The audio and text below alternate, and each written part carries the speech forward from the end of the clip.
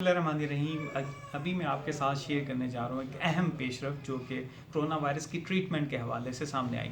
इससे पहले मैं आपको बताता चलूँ कि जितनी भी ड्रग्स जो हैं, एंटीवायरल ड्रग्स और दीगर ड्रग जो हैं, जैसे मलेरिया की ट्रीटमेंट की जो ड्रग थी वो टेस्ट की गई, लेकिन कोई भी ऐसी ड्रग जो है वो इफेक्टिव साबित नहीं हुई है। इसलिए बड़ी ज़रूरत थी एक ऐसी ड्रग की जो कि कोरोना वायरस के लिए इफेक्टिव हो। तो उसमें एक ऐसी ड्रग सामने आई जो कि इससे पहले इबोला और सार्स और मर्स के लिए यूज़ की गई थी और उसके एंटीवायरल इफेक्ट्स थे। और साइंटिस्ट ने सोचा कि क्या इसी ड्रग को, जो कि जिलेट अमेरिकन एक कंपनी है, उन्होंने बनाई है, उन्होंने कहा इसको हम टेस्ट करें कोरोना वायरस के पेशेंट्स के लिए भी।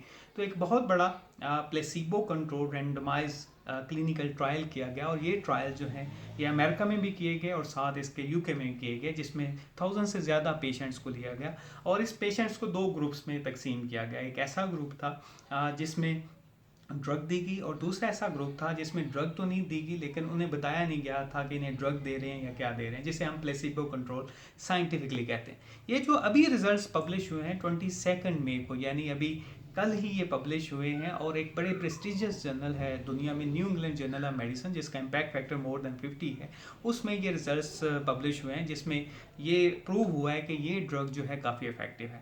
इफेक्टिव इस हवाले से है कि वो लोग जिनमें सीवियर किस्म की सिम्टम्स आना शुरू, यानी उन लोगों में जो कि कोरोना वायरस के पेशेंट्स होते हैं जिसमें लो रेस्पिरेटरी ट्रैक का इन्फेक्शन हो चुका है, यानी निमोनिया लाइक सिम्टम्स आना शुरू होती हैं, उन लोगों पे इसके ट्रायल किए गए। यानी सीरियस किस्म के जो पेशेंट्स होते हैं उसमें ये ड्रग दी गई और इस तरह से दी गई कि शुरू में इस ड्रग की जो है 200 मिलीग्राम डोज दी गई इंट्रावेनस, और उसके बाद हर रोज़ 100 मिलीग्राम जो है इसकी डोज दी गई है 10 दिनों के लिए। और साथ साथ उन लोगों को अलहदा रखा गया जिनको प्लेसिबो कंट्रोल, यानी उन्हें ऐसे ही बताया गया कि ड्रग दी जा रही है लेकिन ड्रग नहीं दी गई।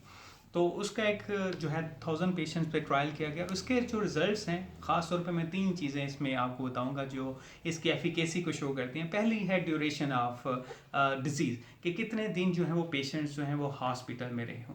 तो जिन में लोगों में ये ड्रग दी गई उनका ड्यूरेशन कम हुआ है as compare to placebo control थे, यानी वो लोग जिनको ये ड्रग दी गई वो 11 डेज़ के लिए हॉस्पिटल में रहे, एज़ कम्पेयर टू जिनको ड्रग नहीं दी गई वो 15 डेज़ के लिए रहे। दूसरा ये था सीवियरिटी ऑफ द सिम्टम्स, के जिनमें ड्रग दी गई है जिसमें नहीं दी गई, तो जिनको ड्रग दी गई उनमें सीवियरिटी ऑफ द सिम्टम्स जो थी, जो सीरियस उसके कॉन्सिक्वेंसेस थे, वो भी कम हो गए एज़ कम्पेयर टू जिन्हें ड्रग नहीं दी गई।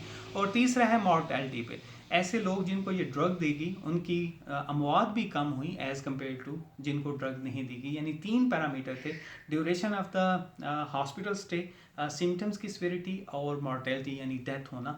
इन तीनों पैरामीटर्स में जो सीरियस किस्म के पेशेंट्स थे उनमें इस ड्रग की वजह से उन्हें काफ़ी बेहतरी हुई। इट मीन्स कि ये ड्रग जो अभी तक के रिजल्ट्स सामने आए हैं उसमें ये ड्रग काफ़ी ज़्यादा मुफीद है ऐसे पेशेंट्स के लिए जिनमें सीरियस किस्म की डिजीज़ सिम्टम्स आना शुरू हो जाते हैं। एक यहाँ पे बड़ी अहम बात जो मैं आप लोगों के साथ शेयर करने जा रहा हूँ वो ये है कि जिलेट ने पाकिस्तान में एक कंपनी है फार्मास्यूटिकल की, फिरोज सन्स ने जिलेट जो यूनाइटेड स्टेट्स की कंपनी है उसके साथ अभी एग्रीमेंट कुछ दिन पहले 13 मई को आई थिंक साइन हुआ है, जिसमें यही ड्रग जो है वो पाकिस्तान में मैन्युफैक्चर होगी। इन्होंने राइट्स लिए हैं मैन्युफैक्चरिंग के, तो ये ड्रग अब पाकिस्तान में मैन्युफैक्चर होगी और पाकिस्तान अब बहुत सारे I think more than 100 countries को ये ड्रग एक्सपोर्ट कर सकेगा।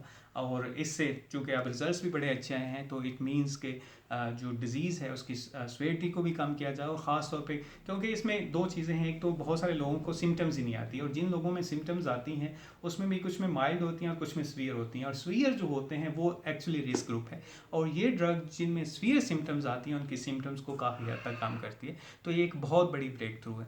और भी जो भी हमारे पास डाटा आया, जो भी रिजल्ट्स इंटरेस्टिंग किस्म के हैं, ये अभी चूँकि रिसेंटली पब्लिश हुआ है 22 मई को, तो हमने चाहा कि आप लोगों के साथ शेयर करें क्योंकि ये एक ब्रेक थ्रू थी और एक ऐसी ड्रग सामने है जो कि इफेक्टिव है, तो हम लोगों ने आपके साथ शेयर किया। Thank you very much for watching this.